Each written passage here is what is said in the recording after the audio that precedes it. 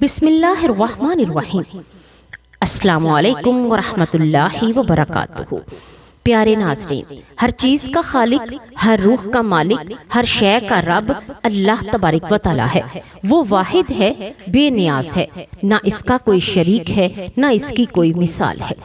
وہ اپنی کبریائی میں بلند، اپنی قدرت میں کامل، اپنی حکمت میں بے حد ہے۔ انسان اپنی عقل کو جتنا بھی تیز کر لے، اللہ کی حکمت تک پہنچ ہی نہیں سکتا۔ اللہ وہ ہے جو چھوٹی سی چھوٹی مخلوق کو بھی بے مقصد نہیں بناتا۔ قرآن پاک میں اللہ تعالیٰ فرماتا ہے وَمَا خَلَقْنَا السَّمَاءَ وَالْأَرْضَ وَمَا بَيْنَهُمَا بَاطِلًا۔ ترجمہ، اور ہم نے آسمان، زمین اور ان کے درمیان سب کچھ ہے بے مقصد نہیں بنایا۔ اللہ نے آسمان بنایا تو اس میں ستارے چراغ کی طرح ٹکا دیے، سورج کو روشنی، چاند کو نور دیا، زمین بنائی تو سمندر بچھائے، پہاڑ گاڑے، سبزہ اگا دیا، ہوا چلتی ہے تو سانس بنتی ہے، بادل اڑتے ہیں تو بارش بنتی ہے۔ اللہ نے مخلوق بنائی تو بے شمار رنگ اور شکلیں عطا کی۔ اس کی ہر تخلیق اپنی جگہ ایک مکمل دنیا ہے۔ اللہ نے چرند بنائے، گائے، ہرن، بکری، اونٹ کہ انسان ان سے فائدہ اٹھائے، سواری کرے، دودھ پیے، گوشت کھائے، لباس بنائے۔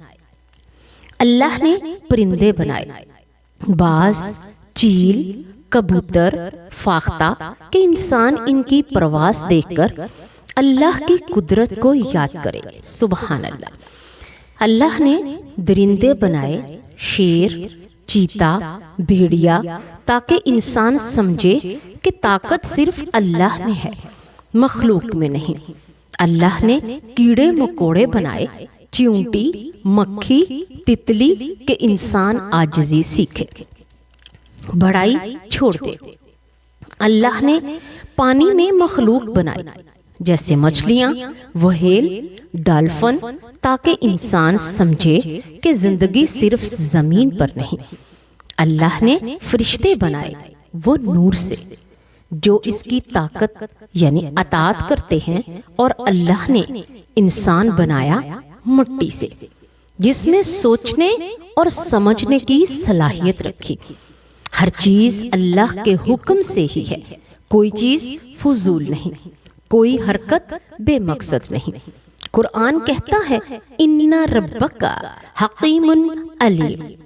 ترجمہ، بے شک تیرا رب حکمت والا اور علم والا ہے۔ سورۃ الانعام، آیت نمبر 83۔ انسان کی نظر کمزور ہے، وہ صرف ظاہری چیزوں کو دیکھتا ہے، حقیقت کو نہیں۔ کبھی وہ کسی مخلوق کو حقیر سمجھتا ہے، کبھی اسے فالتو سمجھ لیتا ہے، لیکن اللہ کی ہر مخلوق اپنے اندر ایک راز رکھتی ہے۔ چیونٹی چھوٹی ہے مگر رزق جمع کرنے کا طریقہ سکھاتی ہے۔ شہد کی مکھی چھوٹی سی ہے مگر شہد جیسی شفا بخش چیز لاتی ہے۔ تتلی چھوٹی ہے لیکن رنگوں کی خوبصورتی کا درس دیتی ہے۔ کچھ مخلوقات انسان کو خوف زدہ کرتی ہیں، کچھ حیران کر دیتی ہیں، اور کچھ ایسی بھی ہیں جنہیں دیکھ کر ہم سوچتے ہیں کہ آخر اللہ نے انہیں کیوں پیدا کیا۔ ایک ایسی ہی مخلوق ہے چھپکلی۔ ہمیشہ سے لوگ اسے عجیب سے جانور سمجھتے ہیں، کہیں اسے نقصان دہ کہا جاتا ہے، کہیں اسے نفرت کی نظر سے دیکھا جاتا ہے، لیکن اللہ کی ہر مخلوق کے پیچھے ایک مقصد ہے۔ روایت میں آتا ہے کہ حضرت موسیٰ علیہ السلام ایک مقام پر تھے۔ انہوں نے اللہ سے سوال کیا، اے میرے رب، یہ چھپکلی کیوں پیدا کی؟ اس میں کیا حکمت ہے؟ تو اللہ نے فرمایا، اے موسیٰ، میری ہر مخلوق کا فائدہ ہے، میں نے کوئی چیز بیکار نہیں بنائی۔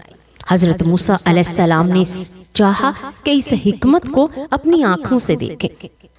روایت کے مطابق ایک دن حضرت موسیٰ علیہ السلام ایک جگہ گزر رہے تھے۔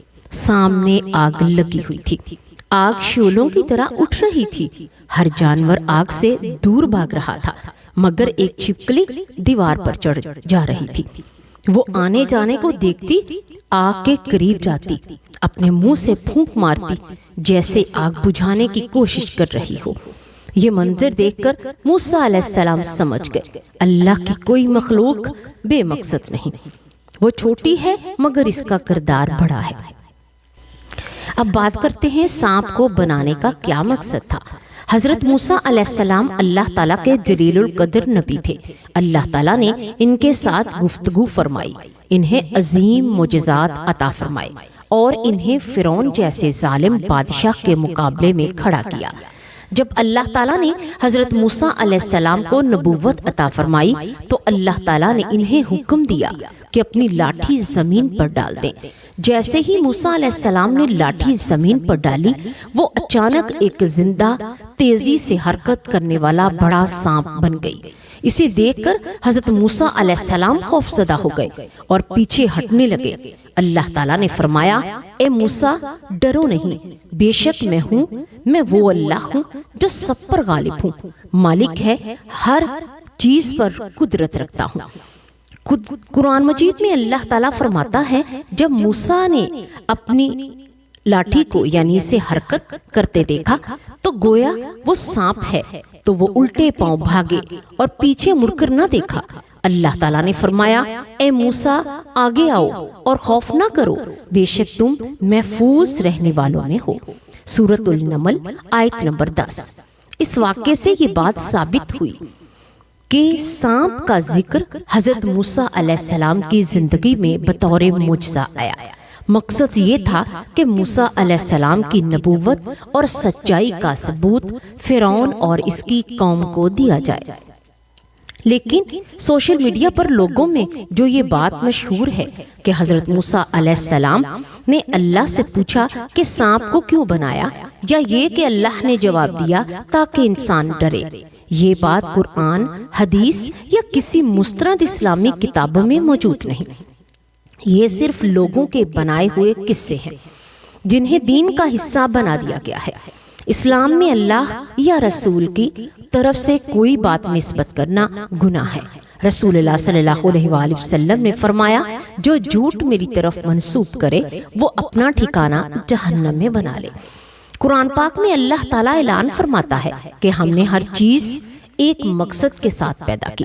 سورۃ دخان کی آیت نمبر 38 اس آیت سے واضح ہوتا ہے کہ اللہ تعالیٰ کی ہر مخلوق میں کوئی نہ کوئی حکمت ہے، چاہے وہ انسان کو پسند آئے یا نہ آئے۔ اللہ بے مقصد کچھ نہیں بناتا۔ سانپ بھی اللہ تعالیٰ کی مخلوق ہے اور اس کی تخلیق میں کئی حکمتیں ہیں۔ دنیا میں بہت سے مقامات ایسے ہیں جہاں اگر سانپ نہ ہو تو چوہوں اور کیڑے مکوڑوں کی نوعیت اتنی بڑھ جائے کہ انسان کی زندگی اذیت ناک ہو جائے۔ سانپ زہریلے کیڑوں اور چوہوں کو کھا کر فطرت کا توازن برقرار رکھتے ہیں۔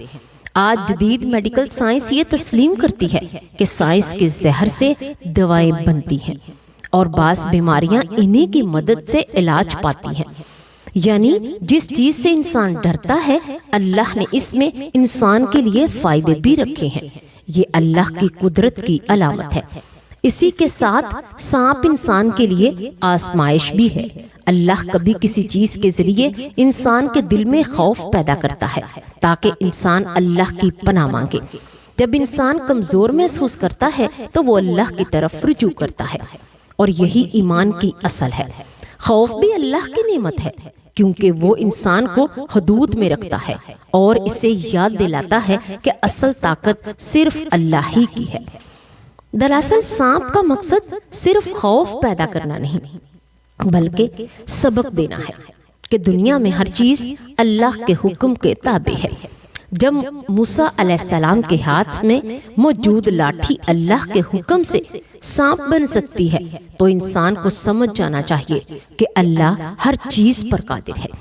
یہاں سب سے بڑا سبق یہی ہے کہ شکار یا زہر والی چیزیں بھی اللہ کے حکم کے بغیر فائدہ یا نقصان نہیں پہنچا سکتے۔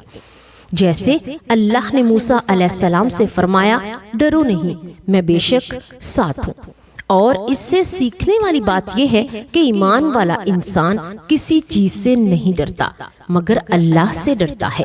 اللہ جنہیں ہم معمولی سمجھ لیتے ہیں وہ اپنی ڈیوٹی بڑے اخلاص سے ادا کر رہے ہیں۔ انسان تو کبھی کبھی کام کرنے میں سستی کرتا ہے، لیکن یہ چھوٹا سا جانور بھی اپنی پوری کوشش کر رہا تھا کہ آگ بجھ جائے۔ یہی مقصد، یہی حکمت، یہی سبق تھا۔ اللہ تعالیٰ نے حضرت موسیٰ علیہ السلام کے دل میں یہ بات ڈال دی کہ انسان چھوٹا ہو یا بڑا، اللہ کے نظام میں سب کی ضرورت ہے۔ پھر موسیٰ علیہ السلام نے عرض کیا اے اللہ تو نے حق فرمایا، تو نے کوئی بھی چیز بیکار نہیں بنائی۔ واقعی ہمیں یہ بتاتا ہے کہ اللہ کسی چیز کو فضول نہیں بناتا۔ ہمیں ہر مخلوق کی عزت کرنی چاہیے۔ ہمیں جو چیزیں نہیں ہم سمجھتے اللہ ان میں بھی فائدہ رکھتا ہے۔ قرآن کہتا ہے اللہ لا یضیع اجر من یحسن، اللہ نیکی کرنے والوں کا اجر ضائع نہیں کرتا۔ سورۃ توبہ۔ اللہ ہمیں اپنی مخلوق سے سیکھنے کی دعوت دیتا ہے۔ چیونٹی سے محنت، مکھی سے نظم، پرندوں سے توکل اور چھپکلی سے یہ سبق ملتا ہے کہ کوئی عمل چھوٹا نہیں ہوتا، نیت بڑی ہوتی ہے۔ یہ بھی ملحوظ رکھیں کہ آنے والی نسلوں کے لیے اللہ نے ہر چیز میں فائدہ رکھا ہے۔ رینگنے والے جانور جیسے ریپٹائلز، ایمفیبینز، ممالیہ، میملز، پرندے اور برڈز یعنی سب اپنے اپنے کردار میں مصروف ہیں۔ اگر چھوٹا سا کیڑا بھی دنیا سے ختم ہو جائے تو ماحول کا نظام بگڑ جائے۔ ایک ایکو سسٹم اسے کہتے ہیں۔ اللہ نے نظام بنایا ہے اور ہر چیز کو ایک ذمہ داری دی ہے۔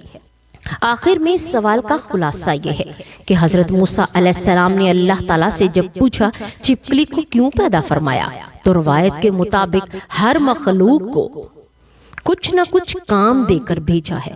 چھپکلی آگ بجھانے کے لیے بنائی گئی۔ یقیناً حکمت اللہ جانتا ہے، ہماری آنکھیں محدود ہیں، اللہ کا علم لامحدود ہے۔ آخر میں دعا کرتے ہیں اے اللہ ہمیں اپنی مخلوق کی قدر کرنا سکھا، اے اللہ ہمیں اپنی حکمت کو سمجھنے کی توفیق دے، اے اللہ ہمارے دلوں کو ہر مخلوق کے لیے نرم کر دے اور ہمیں غرور اور تکبر سے بچا۔ آمین یا رب العالمین۔ اگر ویڈیو اچھی لگے تو اسے لائک کریں، شیئر کریں اور ہمارے چینل کو سبسکرائب کریں تاکہ مزید ایمان افروز ویڈیوز آپ تک پہنچتی رہیں۔ السلام علیکم ورحمۃ اللہ وبرکاتہ۔